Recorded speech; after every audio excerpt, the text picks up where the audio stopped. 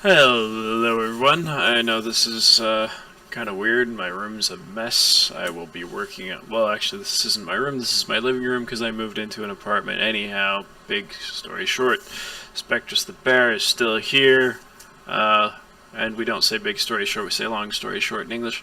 Anyhow, I just want to talk about this weird little web game called Call of War. It's on callofwar.com. It's kind of, if you like Risk, you'll enjoy this game. So, has this little load time. This is the actual main website. You don't even need that.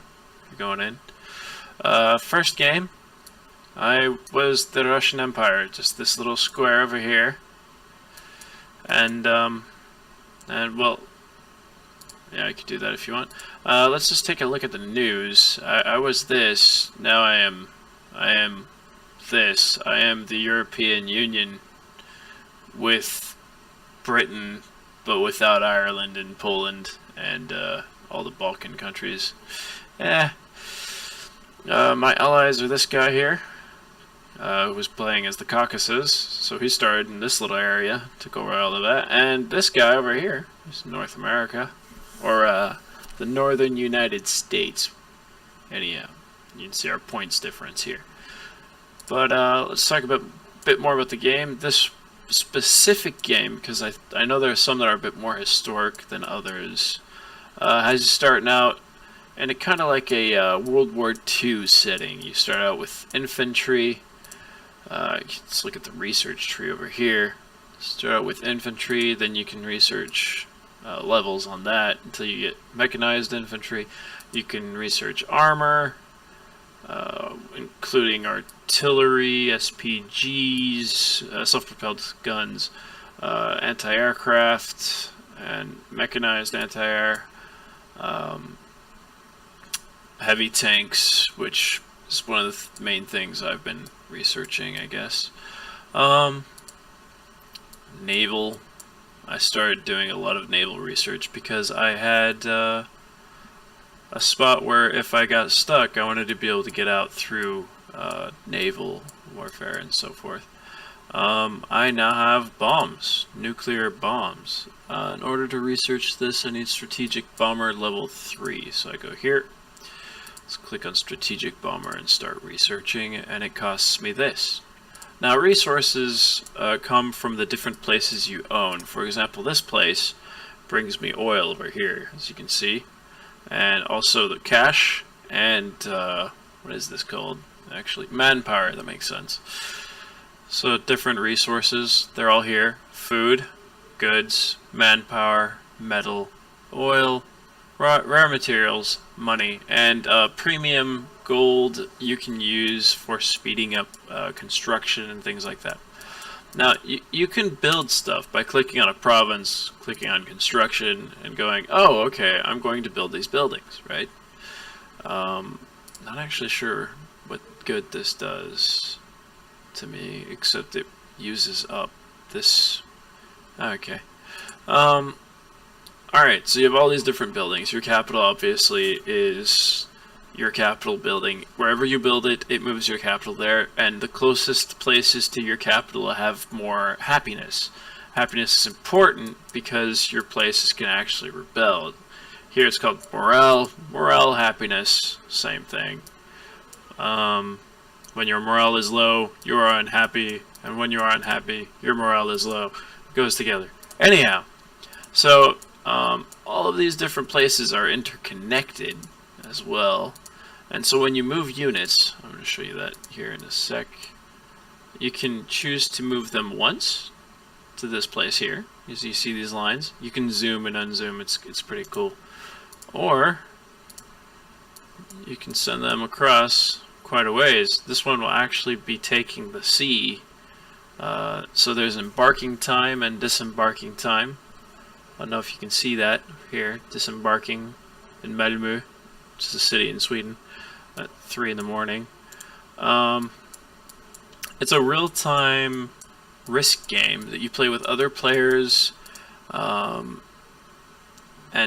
a lot of players become inactive quite quickly, sadly, but there are also AI players. I think we've wiped them off the face of this game. because this isn't the entire Earth. This is just... I tried playing one game with the entire Earth. That was my second game. I ended up being just the province of Quebec in Canada, and got wiped out by Ontario, of all likely events. I'm not surprised. It makes sense. But I just wanted to say this game is pretty fun. If you like Risk, I wouldn't play more than 1 or 2 games at a time if you have an actual job. What I do is I get on 2 or 3 times a day. I also... Oh! That's a secret railroad gun. Since he's my ally, I can see everything he has. Also... Wait a second. What is that? Oh, okay. Anti-submarine plane. In order to see where everything is, you have the news page. Here you can actually post things in here. I saw one game where everybody was memeing in this section. They were writing articles and posting pictures in them, and it was hilarious. So, if I just want to see my news, my ally, well, all the news is about my allies basically. Economics, etc., etc. All the buildings built by everybody. The world's mightiest armies. Right now I'm actually 3rd. Because these guys built up their military strength more than anything else. So yeah, that might actually be a problem depending on how they decide to do that. You can repair buildings. When you capture territory, your buildings are hurt. If you want to build things quicker, you have this province thing here. You just go through and check to see what you want to upgrade. So let's see, let's upgrade this. Infrastructure is important for building more important buildings, actually. You wouldn't expect that first coming into the game, because you probably wouldn't think about it. But it makes sense. Fortifications keep your people happy well, it keeps their morale up, if you want to be technical about it, regardless of how close they are to your main city. Keeps the morale from going down as fast, depending on what's going on. So I like to build those, but they're really expensive. The Caucasus player, who's been playing for a lot longer, said he doesn't like to use them because they use up too much iron, I think it's called. Iron or steel, whichever that is. Also reminds me, metal, just metal, okay. Regardless. Makes sense. Conquered Spain the most recently, so they're the least happy. So, anyhow, it's just a free online web game. I have ad blocker on, so I don't know if the way they make their money is through ads or selling you premium mostly, or not. I really don't know. But it's a lot like Risk, just a tad more in depth. Lasts longer, but you don't have to sit in front of it all day, thankfully. That would be horrible. I'm not a fan of just sitting there with nothing happening. Well, that's about it. This is a change from the other things I've been doing recently. A lot of work, and the last time I made a video, I didn't have a full-time job. I'd been sick for a while, so things have been looking up. I actually ran for parliament over here in France. It's kind of a letdown. I moved. A lot of things happening, so that's why I haven't been making videos recently, but I'm planning on getting back to it, especially political videos, which I haven't done very many of, especially in English. I think I've done 2 in English. Okay.